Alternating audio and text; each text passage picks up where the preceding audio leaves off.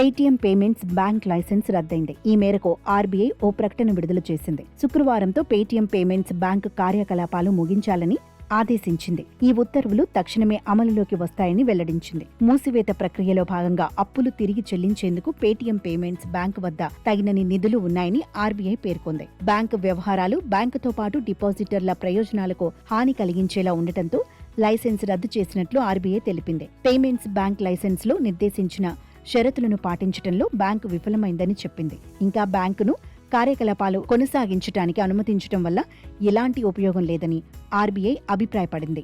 Bank వ్యవహారాలు bank దాని డిపాజిటర్ల ప్రయోజనాలకు హానికరమైన రీతిలో నిర్వహించారు.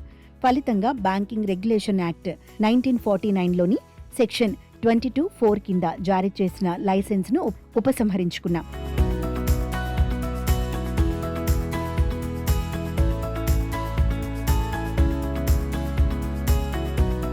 పేటీఎం పేమెంట్స్ బ్యాంక్ లిమిటెడ్ తక్షణమే ఎలాంటి బ్యాంకింగ్ కార్యకలాపాలు లేదా అదనపు వ్యాపారం చేపట్టకుండా నిషేధించాం.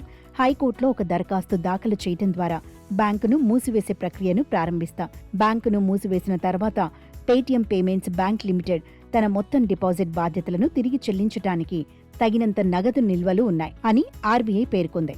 కొత్త ఖాతాదారులను చేర్చుకోకుండా, నూతన డిపాజిట్లు స్వీకరించకుండా ఇదివరకే నిషేధం విధించింది.